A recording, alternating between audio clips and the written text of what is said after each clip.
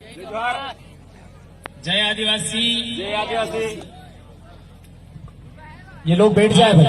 दादा बहुत दूर से आए हैं, 500 किलोमीटर से चल के आए। आप सब थोड़ा आगे आ जाओ, आगे आ जाओ और बैठ जाओ अंदर। आप मंच वाले भी आ जाओ, मेरे सामने रहोगे तो मैं अच्छा बोल पाऊंगा। तो छाव भी आ गई यार, उधर तो आराम से बैठो, आराम से बैठो। छाव भी आ गई। आ जाओ भैया, आप कहीं बाहर के वैसा लगता है इसलिए अंदर आ जाओ।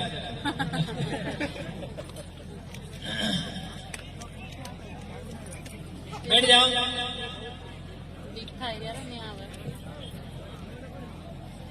आज अलीराजपुर जिले में हमारे 3 राज्य के भाई बहनें, बेटियां, हमारी भाभियां कहो, बहू कहो, सब यहाँ पर अपने बीच में बैठे हैं। और हमारे महापुरुष, हमारे भगवान टंट्या भील का गाता स्थापना हो रहा है, उसका अनावरण भी अभी हमको करना है। बहुत सारी बातें आप लोगों ने, विभिन्न सामाजिक कार्यकर्ता विभिन्न क्षेत्र से आए, उनकी बात आपने सुनी। मेरा अपना यहाँ पर इस जिले के अंदर तीसरा कार्यक्रम है। पहले वहां कस्बे में कार्यक्रम था, वहां हम लोग आए थे शहर के बीचों बीच। इसके बाद में कट्ठीवाड़ा में आए थे और आज हमारा तीसरा कार्यक्रम जिसमें मैं आया हूं। आप लोगों ने बहुत सारी बातें सुनी और आगे भी सुनेंगे। कुछ महत्वपूर्ण बातें हैं जो आपके बीच में मैं रखना चाहता हूं, क्योंकि जड़ को समझे बगैर हम लोग किसी भी बात को उतने अच्छे तरीके से दूसरों को नहीं समझा पाते। चूंकि मैं एक शिक्षक हूं, तो शिक्षक का दायित्व यही होता है, कर्तव्य यही होता है कि वह अपने बच्चों को भी पढ़ाए, अपने बच्चों को मतलब अपने स्कूल के बच्चों को पढ़ाए और समाज को भी पढ़ाए। तो समाज को पढ़ाने के लिए हम लोग बोलते रहते हैं, जन जागरण करते रहते हैं। आज भी मैं 3 से 4 घंटा पढ़ता हूं, इतने स्टूडेंट भी नहीं पढ़ते हैं। तो आप लोगों से मेरा अनुरोध है, विशेष करके क्योंकि मैं शिक्षा जगत से जुड़ा हूं, तो आपको लगातार पढ़ना पड़ेगा और उसके अंदर जो चीजें अच्छी हैं उनको हमें ग्रहण करना है और जो हमारे अनुकूल नहीं है उनको हमें छोड़ना है। मेरे समाज के भाइयों बहनों, कोई भी व्यक्ति का मतलब महिला पुरुष दोनों परिपूर्ण नहीं होता। उसके अंदर कुछ कमियां खामियां हो सकती हैं, उनको हमें और सुधार करना है और वो सुधार अपने अंदर होता है, कोई दूसरा नहीं कर सकता। तो हम लोगों को लगातार अपनी क्षमताओं का वर्धन करना है, अच्छे से अच्छा नॉलेज इकट्ठा करना है और अच्छे से अच्छा बोलना सीखना है। ये बात आप लोगों के बीच में सबसे पहले मैं कहना चाहता हूं। दोस्तों, अभी पिछले दिनों बाढ़ सी आ गई है आदिवासियों के बारे में बोलने में। कोई कह रहा है कि आदिवासी इस देश का मालिक है। अभी राहुल जी ने बोला था, तो ये बात हम लोग पहले से कह रहे हैं। झाबुआ में ही हम लोगों ने आदिवासी एकता परिषद के कार्यक्रम में मैंने एक स्लोगन दिया था कि जय जोहार का नारा है, भारत देश हमारा है। इस आर्टिकल के अलावा एक और आर्टिकल हमने बोला था कि वनवासी नहीं आदिवासी है हम, आदिवासी ही नहीं भारत देश के मूल मालिक है हम। ये चीजें आप लोगों के माध्यम से बार बार समाज के बीच में रखी गई और इसको ज्यादा लोकप्रिय होने की वजह से जो हमारे समाज का अंदर से भाव था, हमारे अंतर्मन में हमारे पूर्वजों की आवाज थी, उस आवाज को आप लोगों ने अच्छे तरीके से समाज तक पहुंचाया, लोकप्रिय हुआ यह आर्टिकल। तो आज की तारीख में सबको बोलना पड़ रहा है, सभी बोल रहे हैं। और एक दिन आएगा जो नहीं बोलते वो भी बोलेंगे। जो वनवासी बोल रहे हैं ना, वो भी बोलेंगे। तो उस दिन तक हमें अनुशासन में रहना है, पेशेंस रखना है, धैर्य रखना है। उलझना नहीं। मैं बार बार कहता हूं, पिछली बार भी मैंने पाताल पानी में बोला था, भेद नीति की बात। हमें आदिवासी बनाम आदिवासी नहीं होना है। यदि आदिवासी आदिवासी से लड़ने लग गया तो दूसरे लोग कामयाब हो जाएंगे। ये बात ध्यान रखो। आदिवासी बनाम आदिवासी यदि हम हो गए तो दूसरे लोग कामयाब हो जाएंगे। तो क्या आप लोग दूसरों को कामयाब करना चाहते हो कि आदिवासियों को कामयाब करना चाहते हो? आदिवासियों को कामयाब करना चाहते हैं। तो हमें आदिवासी बनाम आदिवासी नहीं होना है, नंबर 1। दूसरी बात, आदिवासी क्या है?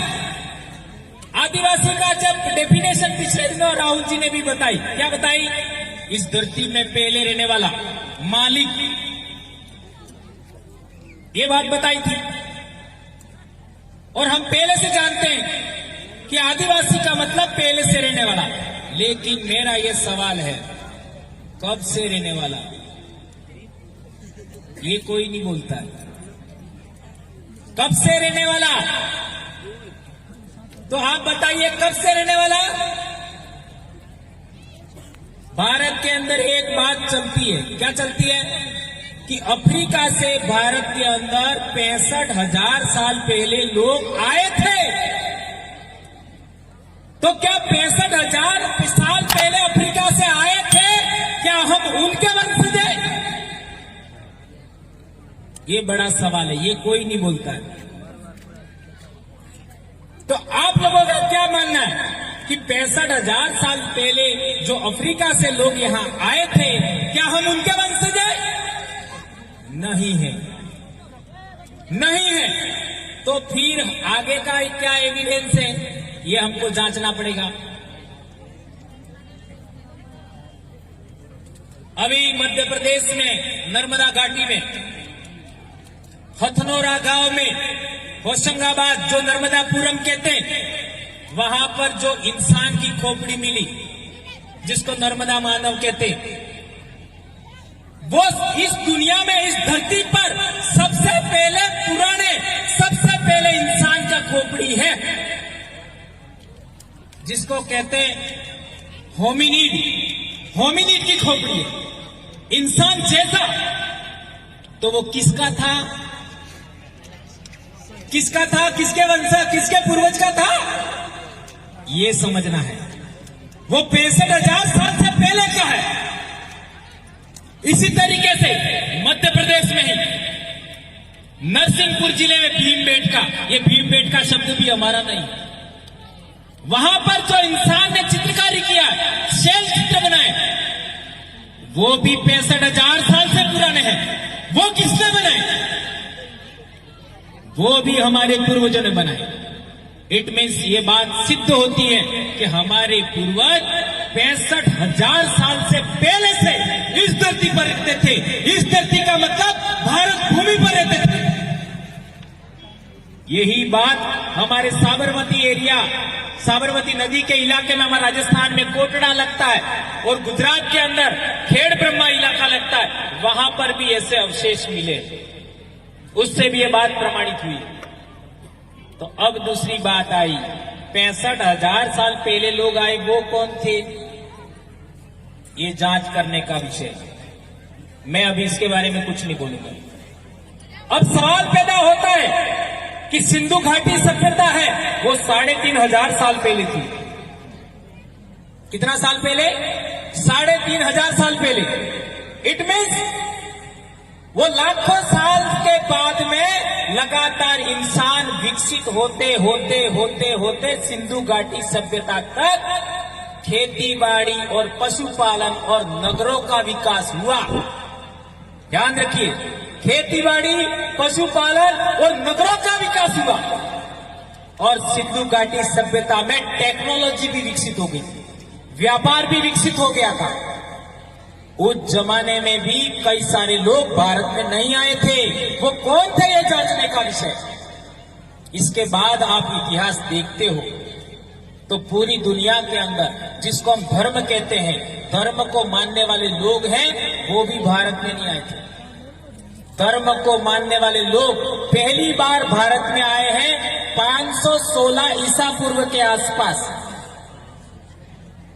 516 ईसा पूर्व के आसपास जो धर्म मानने वाले लोग हैं वो भारत में आए हैं, और हम उससे पहले रहते हैं, इसलिए हम धर्म पूर्वी संस्कृति को मानते हैं, ऐसा हम कहते हैं। तो 516 ईसा पूर्व और ये 2000 कितना साल हुआ? 2500 साल पहले। 2500 साल पहले धर्म को मानने वाले लोग भारत में आए थे, और वो कहां से आए थे? ईरान से आए थे। क्या प्रमाण है? तो ईरान में उस समय में जो हखामनी वंश था वो दुनिया का सबसे पहला राजतंत्र था। राजतंत्र का मतलब होता है राजा का बेटा राजा, राजा का बेटा राजा, उसको कहते हैं राजतंत्र। वो राजतंत्र 2500 साल पहले ईरान में पनपा था। उस वंश के राजा एक तो साइरस और दूसरा दारा, जिसको डेरियस भी कहते हैं, वो भारत में आए थे। उनके शिलालेख पर जो वहां पर मिले 3 शिलालेख, इसको बेहिस्तुन, नक्शे रुस्तम और पर्सिपोलिस कहते हैं, उस पर लिखा हुआ है, प्रमाण है कि वो लोग भारत में आए थे। उस जमाने में 3 इलाकों के नाम है उस शिलालेख पर। एक है सिंधु घाटी, उनको कहा हिदू, और दूसरा सतलज घाटी, उसको उन्होंने कहा है शतगु, और दूसरा गांधार का इलाका, उसको उन्होंने कहा है गदर। ये पहला प्रमाण है दुनिया के इतिहास में, किसी ने भारत के बारे में पहली बार लिखा है, और वो भी शिलालेख पर लिखा है। ये पहला प्रमाण है। इसलिए सुप्रीम कोर्ट कहती है कि हिंदू ज्योग्राफिकल नाम है। ये बात ध्यान रखनी होगी, ये सांस्कृतिक नेम है जी, ये सांस्कृतिक नाम है।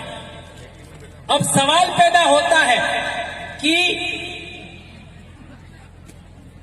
उसके बाद के अंदर, उसके बाद में हमारे देश में कौन आता है? सिकंदर आता है। सिकंदर के भी प्रमाण मिले हैं, उन लोगों ने लिखा है, उन लोगों ने लिखा है। और सिकंदर का ही से करता था सेल्यूकस, उसका राजदूत था मेगस्थनीस, उसने भी किताब लिखा इंडिका, उसके अंदर भी लिखा हुआ है।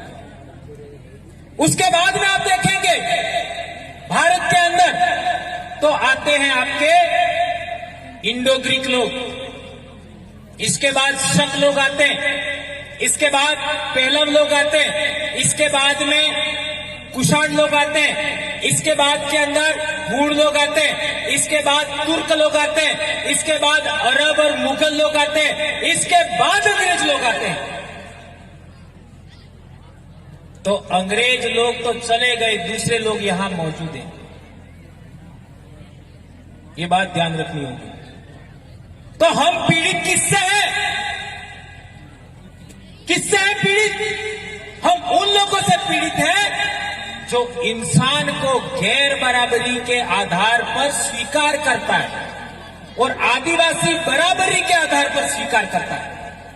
आदिवासी संगठनों के अंदर गुटबाजी होती है, आदिवासी संगठन टूट जाते हैं, वो गैर बराबरी के आधार पर किसी को ऊंचा किया जाता है, किसी को नीचा किया जाता है, तब संगठन टूटता है। अध्यक्ष की कही हुई बात सभी लोग स्वीकार नहीं करते, क्योंकि वो क्या समझते हैं? अध्यक्ष ऊंचा हो जाएगा, मैं नीचा हो जाऊंगा। ऐसा होता है कि नहीं होता है?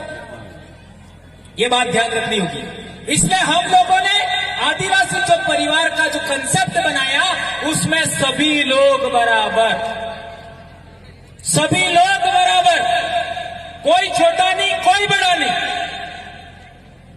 ये कंसेप्ट बनाया। इस वजह से हमको सफलता मिली, अनुशासन कायम हुआ। तो आप लोगों से भी मेरा अनुरोध है कि उसी कंसेप्ट को हमें पकड़ना पड़ेगा, जयस को उसी तरीके से रीजनरेट करना होगा, पुनर्विकसित करना होगा, यह मैं कहना चाहता हूं। इसके लिए बात सुनाई आपको। अब दूसरी बात, वो लोग कैसे काम करते हैं? एक आदमी ऊंचा है, इसके नीचे दूसरा थोड़ा नीचा है, इसके नीचे तीसरा नीचा है और इसके नीचे एक और नीचा है। ऐसा हम लोगों को ऐसी व्यवस्था नहीं बनानी है, हमको ऐसी व्यवस्था बनानी है, सभी लोग बराबर। ये बात आप लोग ख्याल रखेंगे, ऐसा मैं आशा अपेक्षा करता हूं। तो जब भारत के अंदर खेतीबाड़ी का विकास हुआ, पशुपालन का विकास हुआ, उस जमाने में क्या हुआ? बहुत बड़ी बीमारी मैं बता रहा हूं आपको, अच्छे तरीके समझिएगा। जब भारत के अंदर खेतीबाड़ी विकसित हुई, पशुपालन विकसित हुआ, उस जमाने के अंदर एक बहुत बड़ा बदलाव हुआ। क्या बदलाव हुआ? खेतीबाड़ी करते हो, पशुपालन करते हो तो थकान लगती है कि नहीं लगती है? लगती है नहीं लगती? लगती है ना? अच्छा, तो उस जमाने में कुछ इंसानों ने ऐसा सोचा होगा कि ये थकान लगने वाला काम हमको नहीं करना है। बहुत टेक्निकल बात बता रहा हूं, ये समझ गए तो बहुत सारी बीमारी आदिवासियों की खत्म हो जाएगी। कुछ लोगों ने सोचा कि हमको श्रम वाला काम नहीं करना है उस जमाने में, तो वो लोग आज भी श्रम वाला काम नहीं करते हैं, मजदूरी वाला काम नहीं करते हैं। वो कौन लोग हैं आप पहचान सकते हैं? धर्म ऐसे आया है, श्रम नहीं करना है हमको, कभी नहीं करना है। तो खाएगा क्या? जब श्रम नहीं करेगा, खेतीबाड़ी नहीं करेगा, पशुपालन नहीं करेगा, मजदूरी नहीं करेगा, तो खाएगा क्या? इसके लिए उन्होंने एक व्यवस्था बनाई। क्या व्यवस्था बनाई? कि सबसे श्रेष्ठ मैं हूं और मैं ईश्वर का दूत हूं, ईश्वर से मेरी डायरेक्ट बात होती है। एंटीना इस तरीके से इस धरती पर धर्म आए। ये पूरी दुनिया में हुआ है, केवल भारत में नहीं हुआ, ये पूरी दुनिया में हुआ। उसने झूठ बोला, क्या झूठ बोला? मेरा ईश्वर से डायरेक्ट बात होता है, मैं उसका दूत हूं, मैं सर्वश्रेष्ठ हूं। ये बात उसने अपने आप को घोषित किया, वो बात झूठी थी।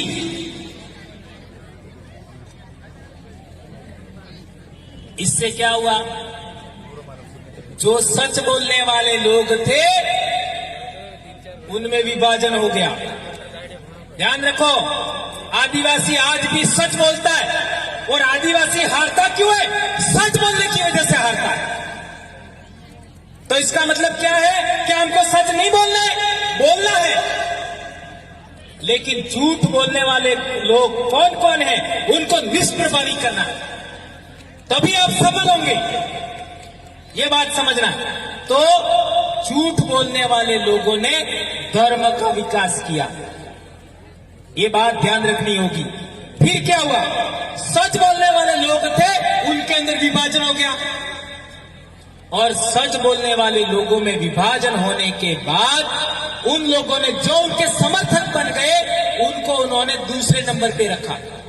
ध्यान रखो, पहले नंबर पे नहीं रखा, दूसरे, तीसरे, चौथे नंबर पे रखा। इस तरीके से हमारे देश के अंदर वर्ण व्यवस्था और जाति व्यवस्था आई, और धर्म, जाति व्यवस्था और वर्ण व्यवस्था के बगैर धर्म नहीं है।